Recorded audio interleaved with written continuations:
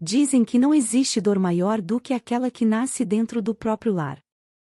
Eu acreditava que minha casa seria sempre meu porto seguro, mas aprendi cedo demais que às vezes as paredes que nos abrigam também podem nos sufocar. Hoje, aos 73 anos, sentada na varanda de uma casinha simples em Santa Luzia do Norte, em Alagoas, quero contar algo que calei por décadas. Talvez vocês, que me escutam agora, nunca mais me vejam da mesma forma. Mas preciso dividir, porque há dores que adoecem se ficam escondidas. Nasci em 1952, em um vilarejo chamado São João da Mata, no interior de Minas Gerais. Era um lugar pequeno, de ruas de terra batida, onde todo mundo se conhecia pelo nome e pelo sobrenome. Meu pai, seu Pedro, trabalhava na roça, e minha mãe, Dona Vitória, cuidava de mim e dos meus 3 irmãos. Éramos pobres, mas havia sempre cheiro de café coado e bolo de fubá sobre a mesa. Nossa casa era simples, chão de cimento grosso, telhas que gemiam nas chuvas fortes, e uma varanda de madeira onde minha mãe gostava de se sentar para costurar enquanto nos vigiava brincar no quintal. Minha infância tinha cor de tarde ensolarada e som de sanfona nas festas juninas. Eu cresci ouvindo minha mãe repetir: Maria, filha, mulher precisa aprender a se virar. Nunca dependa de ninguém além de você mesma. Essas palavras ficaram gravadas em mim. E mesmo sem entender direito, já sentia que um dia teria que ser mais forte do que parecia. Meu pai era um homem sério, mas justo. Nunca levantou a mão para minha mãe, e à noite, por mais cansado que estivesse, fazia questão de beijar a testa dela em agradecimento. Eu acreditava que todo lar era assim.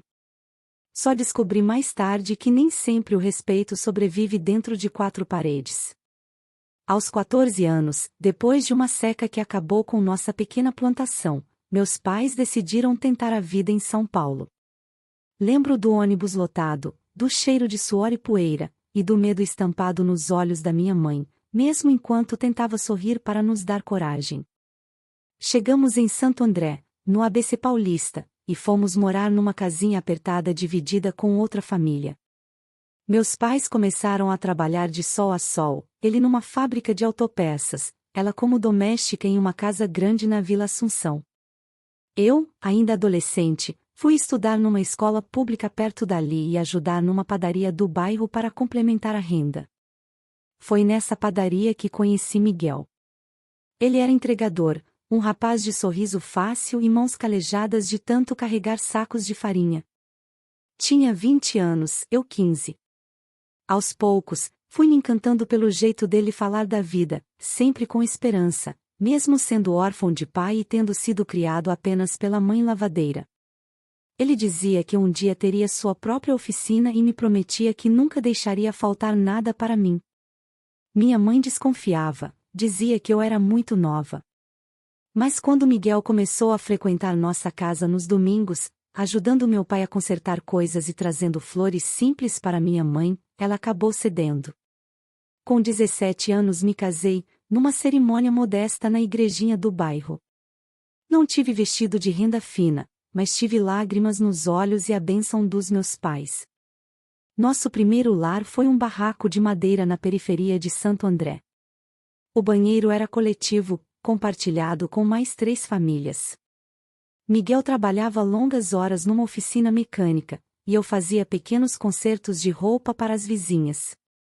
Foi um começo difícil, mas carregado de sonhos. Em 1971 nasceu nosso primeiro filho, Gabriel. 2 anos depois, veio Arthur, e depois Pedro e Heitor. A cada nascimento, nosso pequeno barraco se enchia de barulho, vida e esperança. Em 1979, quando já achávamos que a família estava completa, nasceu nossa única menina, Júlia. Miguel a chamava de minha princesinha, e eu via no olhar dele uma ternura rara de se ver em homens da roça. A vida parecia seguir um rumo certo, apesar da pobreza. Íamos juntos à missa, meus pais ainda nos visitavam nos domingos, e eu acreditava que, com esforço, conseguiríamos dar um futuro melhor aos nossos filhos. Mas as ruas da periferia de São Paulo nos anos 80 não eram fáceis. A cada esquina havia tentações, mas companhias, oportunidades rápidas que pareciam mais atraentes que o suor honesto. E mesmo sem perceber, nossos meninos foram se afastando do caminho que sonhávamos para eles. O primeiro sinal veio com Gabriel, o primogênito. Estava com 14 anos quando começou a faltar à escola. Chegava tarde em casa, às vezes com cheiro forte de álcool. Quando eu perguntava, desviava o olhar e respondia: "É só diversão, mãe. Todo mundo faz." Miguel tentava me acalmar, dizia que era fase. Mas meu coração de mãe sentia que algo maior estava acontecendo. E foi aí, meus queridos, que comecei a entender que nenhum amor de mãe, por mais grande que fosse, podia segurar um filho que escolhia se perder. Quando Gabriel começou a mudar, percebi pequenos sinais que talvez, se eu tivesse prestado mais atenção, poderiam ter me preparado para o que viria depois. Ele chegava com os olhos vermelhos, mais calado que o normal, e evitava se sentar à mesa conosco. Às vezes passava o dia inteiro fora, sem dizer onde estava. Quando eu insistia em saber, ele apenas respondia: "É coisa de homem, mãe, não se preocupa." Mas eu me preocupava. Mãe sempre sente. Miguel tentava me acalmar. "Maria, é só fase. Lembra quando você mesma ficava de mau humor na adolescência? Vai passar." Só que não passava. E logo percebi que Arthur, 2 anos mais novo, começou a seguir os mesmos passos do irmão. As faltas na escola aumentaram, as notas caíram, e o respeito dentro de casa começou a se perder. Eu ainda acreditava que, com diálogo e firmeza, conseguiríamos trazê-los de volta, mas era como tentar segurar água entre os dedos. No começo dos anos 90, nosso bairro estava diferente. O tráfico de drogas tinha se espalhado, e os meninos, com seus tênis caros e correntes de ouro, chamavam a atenção das crianças mais novas. "Eles têm tudo, mãe", Arthur me disse uma vez, encarando a própria roupa simples. "A gente rala tanto, e nunca tem nada. Eles têm respeito." Eu tentei explicar que respeito não se compra, que se conquista com honestidade, mas ele me olhou com um sorriso amargo. Respeito de pobre não enche barriga. Miguel trabalhava de sol a sol na oficina. Muitas vezes chegava tão cansado que mal tinha forças para jantar. "O que você quer que eu faça, Maria? Eu tô dando meu sangue nessa oficina para dar comida para eles. Não posso estar aqui vigiando." Eu o entendia. Mas a ausência dele abria espaço para as ruas. E as ruas sempre têm braços largos para receber quem procura uma saída fácil. Certa noite, Gabriel voltou tarde, com um corte no braço. Disse que tinha se machucado jogando bola. Eu soube que era mentira pelo jeito que ele desviou o olhar. "Não mente pra mim, filho", implorei. Ele apenas riu, um riso seco, que eu nunca tinha ouvido dele. "Mãe, você não entende. O mundo não é feito do jeito que você pensa." Arthur, que escutava da porta, completou: "A senhora vive nesse mundo de novela, achando que a vida é só trabalhar e rezar. Aqui fora é diferente." Aquilo doeu. Não era apenas rebeldia, era como se eu tivesse perdido de vez a ligação que nos unia. Pedro e Heitor, mais novos, começaram a se espelhar nos irmãos.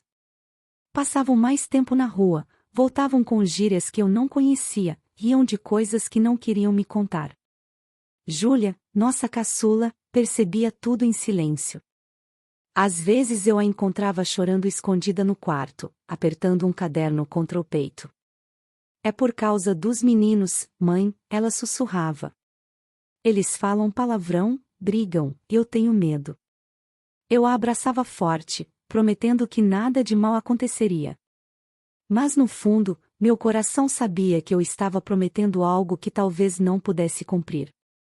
Em 1992, meu pai, seu Pedro, faleceu de repente, de um ataque no coração, trabalhando na pequena horta que ainda cultivava. Minha mãe, Dona Vitória, não resistiu muito tempo. 3 meses depois, partiu também. Aquela foi a primeira vez que senti o chão sumir sob meus pés. Perder meus pais era perder meu porto seguro, minha bússola moral. Miguel tentou ser forte, mas eu via nos olhos dele a mesma insegurança que me consumia. E enquanto chorávamos nossas perdas, os meninos se afastavam cada vez mais. Um dia, uma vizinha me chamou no portão. Dona Maria, desculpa me meter, mas cuidado com o Gabriel. Vi ele ontem na esquina com os rapazes, desses que todo mundo aqui sabe que não prestam. Agradeci, tentando disfarçar o nó na garganta. Quando confrontei Gabriel, ele gritou comigo. A senhora acha que eu sou criança? Eu sei o que faço. Depois bateu a porta do quarto, me deixando tremendo. Nessa noite, Miguel e eu discutimos pela primeira vez por causa dos filhos. Estamos perdendo eles, Miguel, eu disse, chorando. Ele suspirou, exausto. Você quer que eu faça o quê? Eu trabalho 18 horas por dia. Não posso estar em 2 lugares ao mesmo tempo. Eu sabia que ele tinha razão. Mas a impotência doía mais que qualquer chicotada. As coisas só pioraram. Gabriel começou a aparecer com roupas novas que sabíamos que não podiam ser compradas com o pouco dinheiro que tínhamos. Ganhei de um amigo, dizia. Arthur aparecia com tênis caros. Heitor, que ainda tinha só 12 anos, foi pego cabulando aula. Pedro começou a faltar catequese. Cada um deles parecia escorregar para um abismo que eu não sabia como impedir. Júlia era minha única esperança. Com 13 anos, estudava com dedicação e me ajudava em casa. Muitas vezes, quando eu já não tinha forças, era ela quem me lembrava: mãe, a gente ainda tem a fé. Vai dar tudo certo. A fé dela era o que me mantinha em pé. Mas até essa fé começou a balançar no dia em que ouvi uma conversa atrás da porta do quarto dos meninos. Eles falavam baixo, mas reconheci o tom de Gabriel. Se a velha descobrir, ferrou. É melhor ela não saber de nada. Meu sangue gelou. Entrei de repente, fingindo naturalidade. Eles se calaram imediatamente, trocando olhares cúmplices. O que estão conversando aí? Perguntei. Gabriel sorriu frio. Nada demais, mãe. Coisa de homem. A mesma frase de sempre. E naquele momento, percebi que eu já não tinha acesso ao coração dos meus próprios filhos. Naquela noite, deitei ao lado de Miguel, mas não consegui dormir. Fiquei olhando para o teto, ouvindo as risadas abafadas dos meninos no quarto ao lado. Senti um aperto no peito, um pressentimento ruim, como se algo irreversível estivesse prestes a acontecer. E foi assim que comecei a entender que o maior inimigo pode morar dentro da sua própria casa. O ano era 1994 quando as coisas começaram a sair do controle de vez. Gabriel tinha 17 anos. Um rapaz alto, bonito, que poderia ter sido qualquer coisa que quisesse. Mas quando eu olhava nos olhos dele, já não via mais aquele menino que um dia correu atrás de pipa no quintal. Havia algo duro, quase vazio, no olhar. Ele mal falava comigo. Passava horas fora e voltava com um cheiro forte de cigarro e álcool. Miguel tentava conversar, mas Gabriel sempre respondia com ironia. O senhor acha que manda em mim, pai? Eu já sou homem. Arthur seguia o mesmo caminho. Com apenas 15 anos, passava noites fora. Eu esperava ansiosa até ouvir o portão se abrir, e cada vez que ele entrava, meu coração disparava, perguntando em silêncio: será que é hoje que a polícia bate aqui? Pedro e Heitor, mais novos, começavam a se espelhar nos irmãos. Voltavam da escola com olhos brilhando ao falar dos amigos mais velhos. Um dia, encontrei escondido na mochila de Pedro um boné de marca que eu sabia que não tínhamos dinheiro para comprar. Ganhei de presente, disse, sem encarar meu rosto. Meu coração sabia que não era presente nenhum. Júlia, nossa caçulinha, era a única que parecia intacta. Aos 15 anos, estudava com afinco e sempre se oferecia para me ajudar. Às vezes eu a encontrava sentada na varanda, olhando para a rua com ar preocupado. Tenho medo, mãe, ela sussurrava. Eu a abraçava, tentando transmitir uma segurança que eu mesma já não tinha. Naquele mesmo ano, recebi a primeira ligação que fez minhas pernas tremerem. Era da diretoria da escola. Dona Maria, precisamos conversar sobre o Gabriel. Ele não tem frequentado as aulas. Quando aparece, está sempre disperso, causando problemas. Corri para falar com ele naquela noite. Gabriel ouviu calado, braços cruzados. E daí? A escola não me dá nada. Dá, sim, filho. Dá futuro. Ele riu de um jeito amargo. Futuro? O futuro do senhor é acordar às 4 da manhã para trabalhar na oficina? O da senhora é costurar roupa dos outros por uns trocados? Esse é o futuro que vocês querem para mim? As palavras dele foram como facadas. Miguel tentou intervir. Trabalhar nunca foi vergonha, rapaz. Mas Gabriel levantou-se bruscamente. Vergonha é ser pobre, pai. Eu não vou morrer nessa miséria. E saiu batendo a porta. Naquela noite, não dormi. Cada barulho da rua fazia meu coração pular. Quando ele voltou, já era quase manhã. Os olhos vermelhos, as roupas amassadas. Onde você estava? Perguntei, chorando. Ele apenas me olhou com frieza. Cuida da sua vida, mãe. Com Arthur, a situação não era diferente. Uma tarde, apareceu com um relógio caro no pulso. Onde conseguiu isso, menino? Perguntei. Um amigo me deu. Que amigo é esse que dá relógio caro assim? Ele me encarou, sério. A senhora prefere que eu ande de chinelo furado a vida toda? Pelo menos agora posso mostrar que valho alguma coisa. Foi a primeira vez que senti medo dentro da minha própria casa. Medo dos meus próprios filhos. Miguel, cada vez mais cansado, tentava manter a calma. Vamos dar um castigo. Tirar as coisas deles. Mas quando ameaçamos confiscar as roupas novas, Arthur respondeu com uma frieza que me gelou por dentro: se tentar, mãe, vai se arrepender. A forma como disse, o olhar duro, não parecia de um garoto de 15 anos, mas de alguém muito mais perigoso. Eu não contei a Miguel, mas naquela noite tranquei a porta do meu quarto pela primeira vez. Júlia percebeu. Mãe, por que a senhora trancou? É só pra gente dormir mais tranquila, filha. Mas no fundo eu sabia, não era apenas por tranquilidade. Era medo. Os vizinhos começaram a comentar. Seus meninos andam com gente estranha, Dona Maria. É bom abrir o olho. Eu agradecia, tentando disfarçar a vergonha que queimava meu rosto. Ao mesmo tempo, sentia uma onda de impotência. Como confrontar? Como admitir para mim mesma que meus filhos estavam no caminho errado? Certa noite, Miguel chegou da oficina e encontrou Gabriel e Arthur rindo alto na cozinha. Sobre a mesa, notas de dinheiro espalhadas. De onde veio isso? Ele perguntou, a voz firme. Trabalhei, respondeu Gabriel, sem sequer levantar o olhar. Mentira. Não foi com trabalho honesto. Arthur se levantou, encarando o pai de frente. O senhor acha que pode me dar sermão? O que fez pela gente?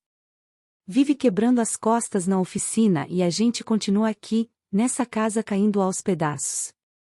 Miguel, furioso, deu um passo à frente. Respeite seu pai, moleque. Foi quando Gabriel segurou o braço dele, com força. Não encosta em mim, pai. O silêncio que se seguiu foi pesado, sufocante. Eu, parada na porta, senti as pernas tremerem. Júlia, atrás de mim, apertava minha mão com força. Miguel se afastou, respirando fundo. Vocês ainda são meus filhos. E enquanto estiverem debaixo do meu teto, vão respeitar essa casa. Gabriel riu. Esse teto já não é mais seu, pai. Naquela noite, Júlia chorou até dormir. Eu fiquei acordada, encarando o teto, perguntando a Deus onde foi que erramos. Será que tinha sido muito dura? Será que tinha sido mole demais? Ou será que a vida, simplesmente, era mais forte que qualquer ensinamento de mãe? Foi também nesse período que ouvi, pela primeira vez, boatos na rua. Que Gabriel tinha virado aviãozinho.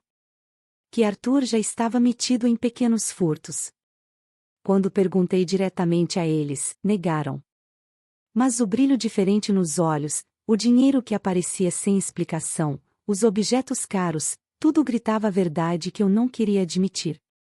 Eles vão acabar nos destruindo, murmurei para Miguel certa madrugada, enquanto ele fumava na varanda, coisa que não fazia desde a juventude. Ele suspirou.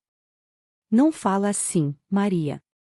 Ainda podemos trazer eles de volta. E se não pudermos? Miguel não respondeu. Ficou apenas olhando para o nada, os olhos marejados.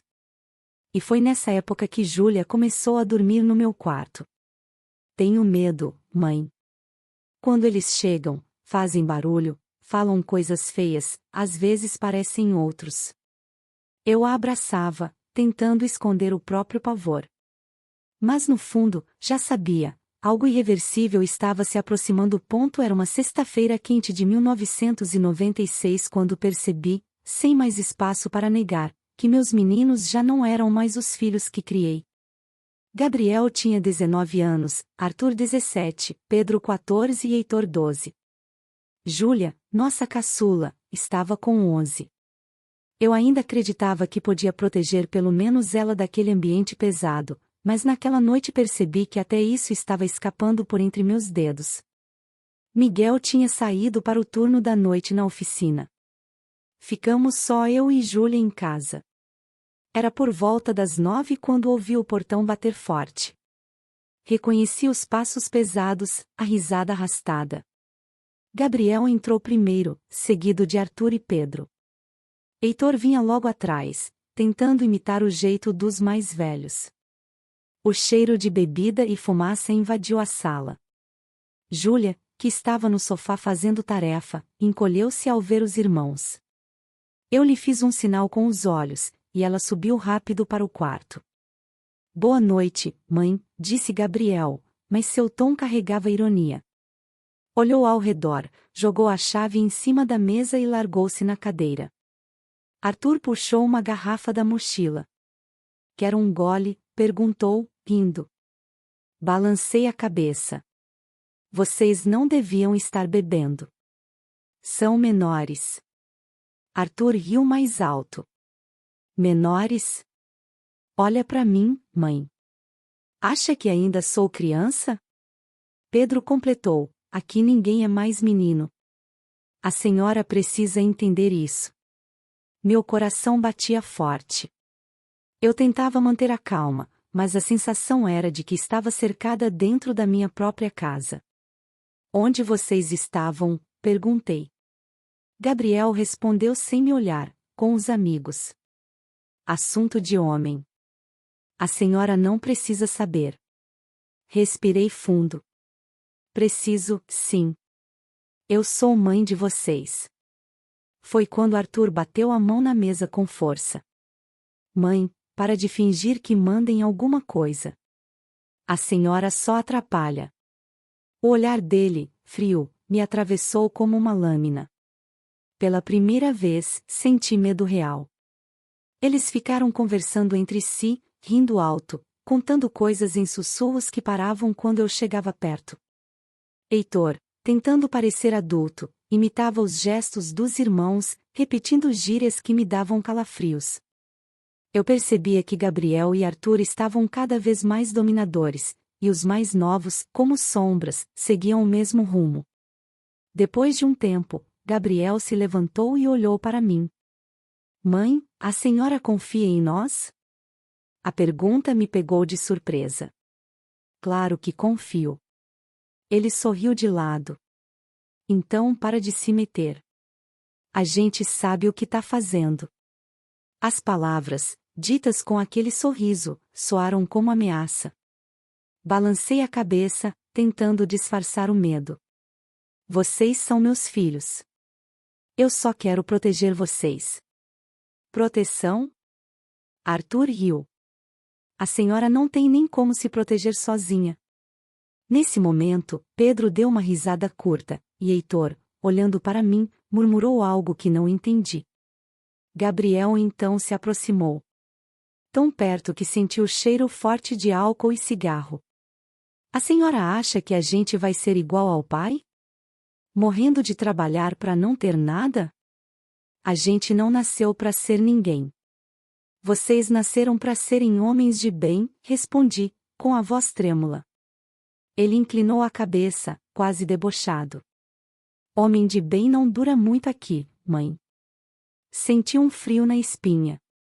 Tentei mudar de assunto, mas percebi que aquela noite estava perdida. Vou preparar café, murmurei, só para ter uma desculpa para sair dali. Quando virei as costas, ouvi Arthur dizer baixo, mas o suficiente para que eu escutasse: ela ainda não entendeu. O resto da noite passei de olhos abertos, deitada ao lado de Júlia, que tremia cada vez que ouvíamos passos pelo corredor. Tranquei a porta. Segurei a mão dela e fiquei repetindo em silêncio uma oração que parecia nunca acabar. Na manhã seguinte, Miguel voltou e percebeu meu estado. O que houve? Perguntou. Contei parte, escondendo o que não tinha coragem de dizer. Ele suspirou pesado. Eles estão passando dos limites. Vou ter uma conversa séria.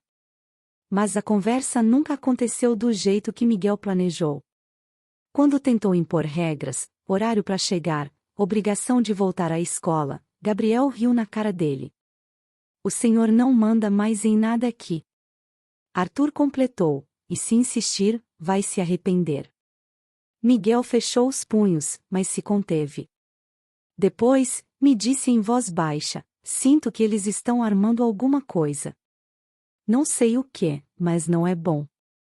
A partir desse dia, a tensão em casa ficou insuportável. Júlia já não descia sozinha para a sala quando os irmãos estavam. Eu evitava confrontos diretos. E Miguel, cada vez mais cansado, passava mais tempo calado, olhando fixo para o chão, como se procurasse uma resposta que não vinha. Até que um vizinho, seu Álvaro, me parou na rua. Dona Maria, desculpa falar, mas vi Gabriel com os caras perigosos ontem à noite. Gente que não pensa duas vezes antes de puxar arma. Agradeci, sentindo as pernas fracas. Ao chegar em casa, olhei para meus meninos e percebi que já não reconhecia nenhum deles. Nessa noite, ao deitar, Júlia me abraçou forte. Mãe, eu sonhei que a gente precisava fugir. Eu a beijei na testa, engolindo as lágrimas. Porque, no fundo, eu também já começava a pensar nisso. E foi ali, meus queridos, que compreendi: não era mais apenas rebeldia. Era perigo. Um perigo dentro da minha própria casa. A virada aconteceu numa noite abafada de 1997. Miguel tinha saído cedo para a oficina, e eu fiquei em casa com Júlia, que estudava para uma prova. Os meninos ainda não tinham voltado, mas eu já conhecia o ritual: chegariam tarde, barulhentos, cheirando a álcool e fumaça. Eu tentava me preparar para aquilo, mas nunca estava pronta. Por volta das 11, ouvi o portão bater. As vozes chegaram altas, misturadas a gargalhadas. Gabriel entrou primeiro, jogando uma mochila no sofá. Arthur vinha logo atrás, seguido de Pedro e Heitor. O cheiro forte de cachaça invadiu a casa. Júlia correu para o quarto sem que eu precisasse dizer nada. Boa noite, mãe, disse Gabriel, mas o tom era zombeteiro. Cadê o pai? Na oficina, respondi, tentando soar firme. Ele sorriu de lado. Melhor assim. Arthur abriu a mochila e despejou em cima da mesa algumas notas de dinheiro, um maço grosso demais para ser algo inocente. Meu estômago revirou. De onde veio isso? Perguntei, com a voz trêmula. Trabalhei, disse, rindo. Não mente para mim, Arthur. Ele me encarou de frente, e naquele olhar não havia mais menino. A senhora prefere não saber. Tentei respirar fundo, mas Gabriel se aproximou. Mãe, a senhora precisa parar de fingir que controla alguma coisa. Isso aqui já não é mais do jeito que a senhora pensa. Vocês são meus filhos. Eu só quero proteger vocês, respondi. Gabriel deu uma risada curta. Proteger? A senhora não protege nem a si mesma. Naquele instante, Arthur pegou uma faca na cozinha, girando-a nos dedos. Fez isso como quem brinca, mas o silêncio que tomou a sala deixou claro que não era brincadeira. Sabe o que eu mais odeio, mãe? Esse seu jeito de achar que ainda somos crianças. Tá na hora de acordar. Meu coração disparou. Arthur, guarda isso agora. Ele sorriu frio. Calma, mãe. Não vou machucar ninguém, se não precisar. Pedro e Heitor, excitados, iam baixo. O clima parecia um jogo, mas eu sabia que havia perigo real. A mão de Arthur firme na faca, o olhar de Gabriel pesado sobre mim, não eram gestos de filhos rebeldes, eram sinais de algo pior. Meus joelhos fraquejaram. Vocês não precisam disso. Eu e seu pai trabalhamos duro para dar estudo, comida, um lar. Lar? Gabriel interrompeu, batendo forte na mesa. Isso aqui não é lar. É uma prisão. A senhora e o pai amarraram a gente nessa vida miserável. Agora a gente achou outro caminho. O tom da voz dele me gelou. Eu, por instinto, dei um passo atrás. E nesse instante, percebi Júlia espiando da escada, os olhos arregalados. Fiz sinal para ela voltar para o quarto. Graças a Deus, ela obedeceu. Arthur pousou a faca na mesa, mas não tirou o olhar de mim.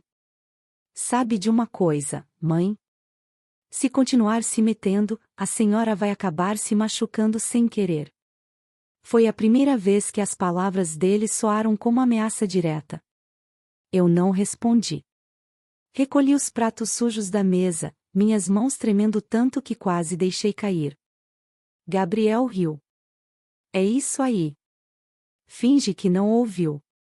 Vai ser melhor para todo mundo. Quando Miguel chegou, horas depois, encontrou-me sentada no quarto, segurando Júlia no colo. Eu chorei em silêncio, sem conseguir explicar tudo. Ele me olhou sério, o rosto marcado pelo cansaço. Maria, nós perdemos eles. Não fala isso, implorei. Ainda são nossos filhos. Miguel balançou a cabeça. Não do jeito que eram. Nos dias seguintes, a tensão só aumentou. Eles saíam juntos e voltavam ainda mais tarde, às vezes acompanhados de rapazes que eu nunca tinha visto, de olhar duro, armas mal escondidas debaixo das camisas. Transformaram o quarto dos fundos em um espaço proibido, onde passavam horas trancados. Sempre que eu chegava perto, o silêncio caía de repente. Júlia passou a dormir comigo todas as noites. Uma madrugada, acordei com ela chorando baixinho. Mãe, eu tenho medo deles.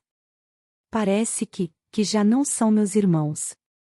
Eu a apertei contra o peito, engolindo o choro para não deixá-la ver meu desespero. Miguel começou a falar em sair dali. Não dá mais. Precisamos pegar a Júlia e ir embora. E deixar nossos filhos. Que filhos, Maria? Eles não querem mais ser nossos. A dureza das palavras dele foi como uma facada, mas eu sabia que havia verdade nelas. Foi então que um vizinho, seu Álvaro, veio até nossa casa. Dona Maria, desculpa dizer isso, mas vi Gabriel e Arthur com gente muito perigosa. Estão se metendo com facção. A senhora precisa se cuidar. Depois que ele saiu, fiquei parada, olhando para a porta. Meu corpo tremia. Miguel segurou minhas mãos. Se continuarmos aqui, vamos perder mais do que já perdemos. Naquela noite, enquanto os meninos riam no quarto dos fundos, Júlia me perguntou baixinho: Mãe, a gente vai embora? Olhei para ela e, pela primeira vez, não consegui mentir. Apenas a abracei, sentindo que a resposta já estava escrita no silêncio pesado daquela casa. E foi assim, meus queridos, que entendi: o perigo não estava mais na rua. Ele já morava dentro do meu lar. Era início de 1998 quando tudo se tornou incontornável.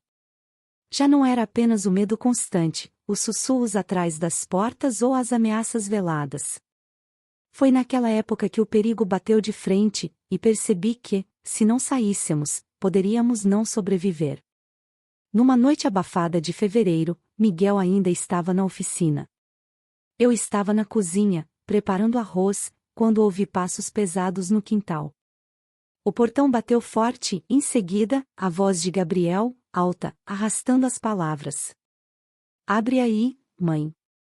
Ele entrou com Arthur e Pedro, visivelmente alterados. O cheiro de álcool e maconha enchia o ar. Heitor vinha atrás, tentando se equilibrar, e trazia um corte na testa. Meu Deus, o que aconteceu com você? Corri até ele, tentando ver o ferimento. Heitor me afastou com um gesto brusco. Não é nada, mãe. Mas eu vi o sangue escorrer pelo lado do rosto. Foi só uma briga, disse Gabriel, jogando-se no sofá como se nada tivesse acontecido. Arthur riu. E ganhamos. Ele tirou do bolso algumas notas amassadas e jogou sobre a mesa. Olha só, mãe, a gente não precisa mais da merreca do pai. Meu coração gelou. Vocês roubaram? Perguntei, a voz quase um sussurro. Arthur me encarou, sério, com aquele olhar que já não era de menino. Roubo é quando tiram da gente. Isso aqui foi oportunidade. Tentei controlar o tremor nas mãos. Se Miguel descobrir, Ele não vai descobrir nada, interrompeu Gabriel, levantando-se devagar. A proximidade dele me fez recuar sem perceber. A senhora vai ficar calada. É melhor assim. Naquele momento, Júlia apareceu na porta do corredor, segurando seu caderno contra o peito. Gabriel a viu e sorriu de um jeito que me deu um calafrio. E aí, princesinha, não vai dar boa noite pros irmãos? Júlia ficou imóvel, pálida. Corri até ela e a levei de volta para o quarto. Vai dormir, filha. Fechei a porta e fiquei alguns segundos com a testa encostada na madeira, sentindo o coração bater como um tambor. Quando Miguel chegou, já era madrugada. Contei o que aconteceu, tentando esconder o pavor. Ele ficou em silêncio por um momento, depois apertou as mãos contra o rosto. Maria, não dá mais. Eles passaram de todos os limites. São nossos filhos, sussurrei, chorando. São homens que escolheram outro caminho. E esse caminho vai destruir a gente. No dia seguinte, ele trancou a oficina mais cedo e chamou Gabriel e Arthur para conversar. Eu fiquei ouvindo da cozinha. Vocês estão trazendo coisa errada para dentro da minha casa, disse Miguel, firme. Gabriel riu. Casa? Isso aqui já não é sua faz tempo. Arthur completou: se o senhor não gosta, é só sair. Miguel se levantou, os olhos marejados, mas a voz firme. Se vocês cruzarem a linha de novo, eu mesmo boto vocês para fora. Gabriel se aproximou até encostar o peito no dele. Quero ver tentar. Aquela cena ficou gravada na minha memória. Pela primeira vez, vi meu marido recuar diante dos próprios filhos. E percebi que algo tinha se quebrado de vez. Nos dias que se seguiram, a casa virou território deles. Amigos estranhos vinham e iam a qualquer hora, ocupavam o quarto dos fundos, falavam em códigos, riam alto, fumavam sem se importar. Júlia já não saía do meu quarto. Às vezes, eu a encontrava chorando em silêncio, o rosto escondido no travesseiro. Uma tarde, seu Álvaro me chamou de novo no portão. Dona Maria, preciso falar.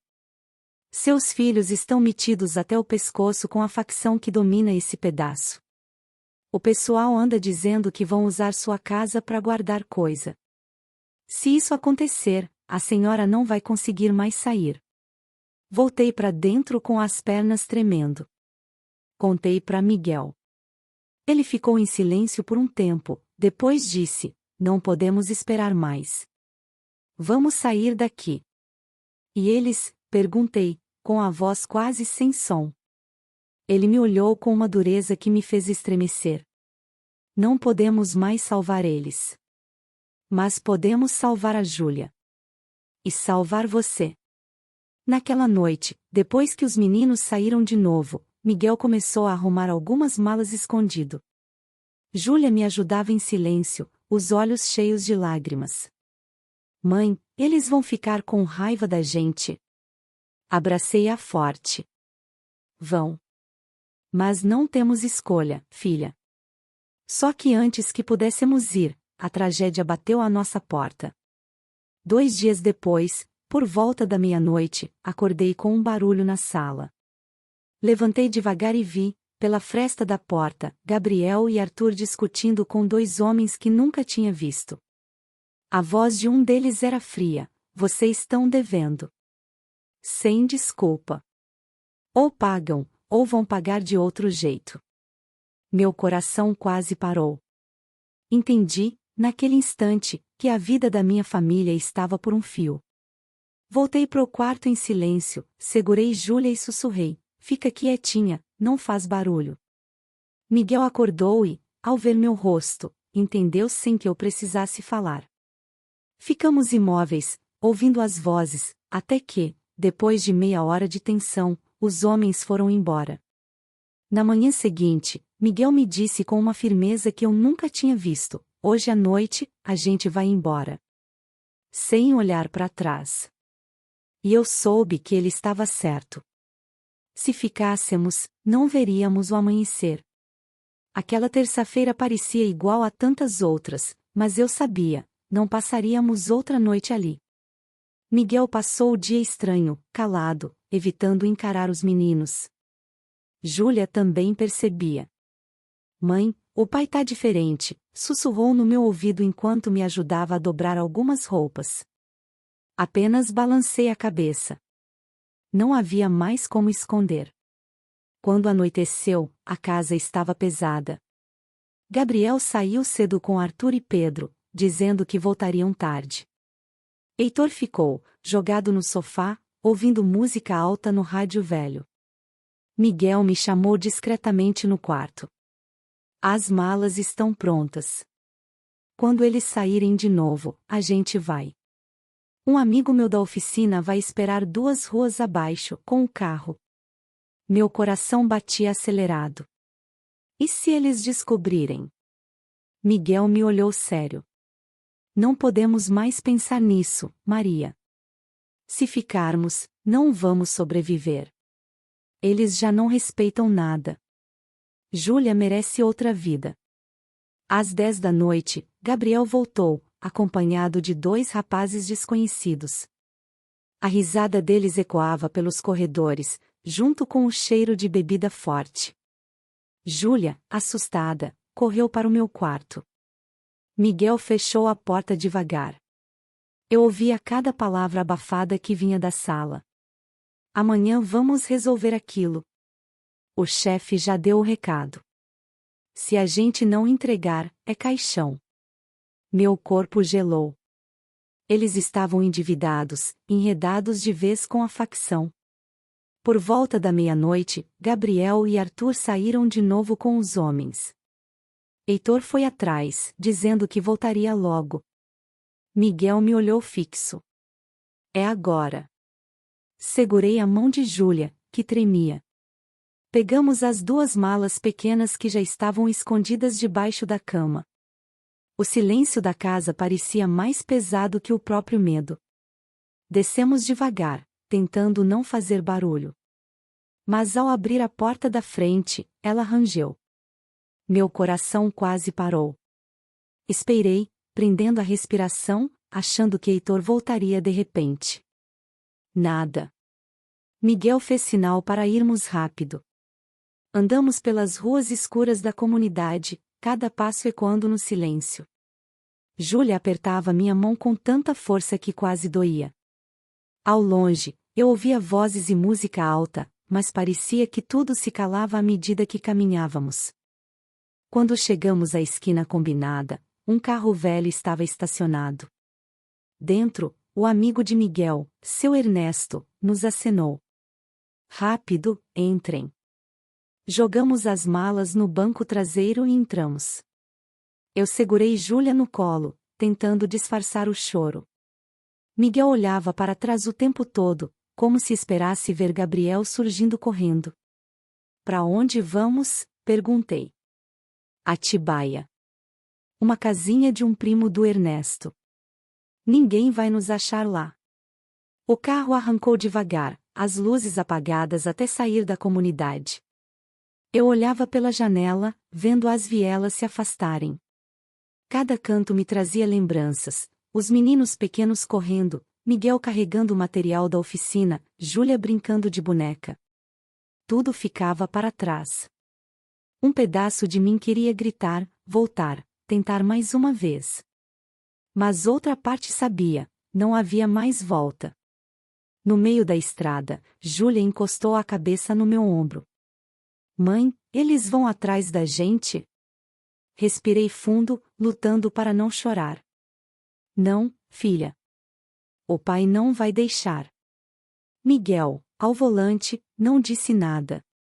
Mas vi sua mandíbula cerrada, os olhos fixos na estrada, e soube que ele faria qualquer coisa para impedir que eles nos encontrassem. Chegamos a Atibaia quase de madrugada. A casa era simples, afastada, com paredes descascadas e cheiro de madeira úmida.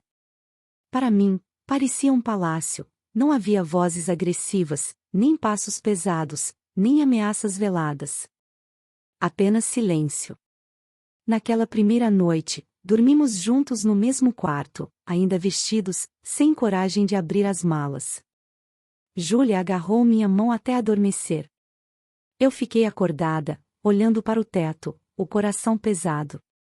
De manhã, Ernesto trouxe pão e café. Aqui vocês estão seguros, disse, sério. Mas cuidado. Não contem para ninguém de onde vieram. Melhor dizer que são parentes meus. Miguel assentiu, agradecido.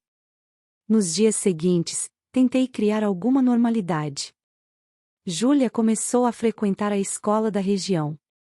Miguel arrumou trabalho numa oficina local. Eu ajudava uma vizinha a vender bolos na feira. Mas à noite, quando o silêncio caía, o medo voltava. Cada barulho no quintal me fazia gelar. Cada sombra parecia ameaça. Júlia teve pesadelos quase todas as noites. Uma madrugada, acordei com ela chorando. Sonhei que eles batiam na porta, mãe. Que vinham buscar a gente. Abracei-a, repetindo que estávamos seguras. Mas por dentro, eu mesma não acreditava. Uma tarde, enquanto lavava roupas, ouvi passos no portão. Meu coração disparou. Abri devagar a janela e vi apenas uma criança vendendo doces. Mas a sensação de ser vigiada não me abandonava. Miguel percebia meu estado. Maria, a gente precisa ser forte. Eles não vão nos achar. E se acharem? Perguntei, quase sem voz. Ele me encarou sério. Se acharem, eu sei o que fazer. Foi nesse momento que entendi que Miguel carregava um segredo. Algo que não me dizia, mas que o mantinha tão convicto de que não seríamos encontrados. Uma certeza que, ao mesmo tempo que me dava segurança, também me aterrorizava. Porque, no fundo, eu sabia, havia um preço por aquela fuga. E ainda não tínhamos começado a pagá-lo. Os meses em Atibaia se transformaram em anos. Júlia crescia, estudiosa, sempre tentando ser motivo de orgulho. Miguel trabalhava sem descanso, mas parecia carregar um peso invisível, algo que nunca deixou escapar totalmente. Eu, entre a feira e a cozinha, tentava reconstruir uma rotina, mas dentro de mim havia sempre um medo, uma pergunta sem resposta: por que eles nunca vieram atrás de nós? Foi só em 2001 que a verdade começou a se desenhar. Numa manhã cinzenta, Miguel chegou mais cedo do trabalho. Sentou-se à mesa, passou as mãos pelos cabelos grisalhos e disse: Maria, precisamos conversar. O tom da voz me fez gelar. Júlia tinha ido para a escola. Éramos só nós dois. Ele demorou a começar, e eu, já sem paciência, perguntei: Miguel, o que foi? Você me assusta. Ele respirou fundo. Eles não vão vir atrás da gente. Como pode ter tanta certeza? O olhar dele se perdeu na janela. Porque eu garanti isso. Senti um frio percorrer meu corpo. O que você fez? Ele engoliu em seco. Procurei gente. Gente que resolve esse tipo de problema. Paguei com nossas economias, Maria. Eles prometeram que os meninos nunca iam nos incomodar de novo. Meu coração quase parou. Você tá dizendo que... Não matei ninguém, interrompeu rápido, os olhos marejados. Mas pedi que dessem um recado. Forte. O suficiente para eles entenderem. O suficiente para nunca mais aparecerem. Fiquei em silêncio, tentando absorver aquelas palavras. A imagem dos meus filhos, mesmo transformados, mesmo perigosos, ainda era a de meninos que embalei nos braços. A ideia de que Miguel tinha entregado eles para homens que não conheciam piedade me cortava como faca. E se eles não conseguir terminar? Miguel abaixou a cabeça. Maria, às vezes penso que foi longe demais. Mas se não tivesse feito, você e Júlia não estariam aqui hoje. Passei dias sem conseguir dormir. A cada notícia de violência na televisão, meu coração se apertava. Até que, meses depois, chegou até nós a notícia de uma chacina numa favela de São Paulo. 5 rapazes mortos, todos na mesma faixa de idade dos meus filhos. Não tinha nomes. Mas eu soube. Instinto de mãe não erra. Mostrei o jornal para Miguel. Ele leu, dobrou cuidadosamente e deixou sobre a mesa. Não disse nada. Mas seus olhos confirmaram o que o silêncio não queria pronunciar. Chorei a noite inteira. Não por desconhecer o fim deles, mas por finalmente aceitar. Meus filhos, aqueles meninos que um dia sonhei ver formados, homens de bem, não existiam mais. E talvez já não existissem há muito tempo. Júlia percebeu meu estado. Mãe, foi sobre eles, não foi? Olhei para ela, tão jovem e ao mesmo tempo tão madura. Foi, filha. Mas você não precisa carregar esse peso. Ela me abraçou forte. A gente já carrega junto, mãe. O tempo passou. Miguel e eu seguimos como 2 sobreviventes. Júlia terminou os estudos, virou enfermeira. Construímos um lar modesto, mas em paz. Tivemos netos, que trouxeram de volta um tipo de alegria que eu pensava ter perdido para sempre. Mas dentro de mim, a pergunta nunca se calou: até onde vai o amor de uma mãe? Quando é que ele se transforma em medo, em vergonha, em culpa? Hoje, aos 72 anos, sentada na varanda desta casa simples, olhando minha neta brincar no quintal, ainda me pergunto se poderia ter feito diferente. Talvez se eu tivesse percebido os sinais antes.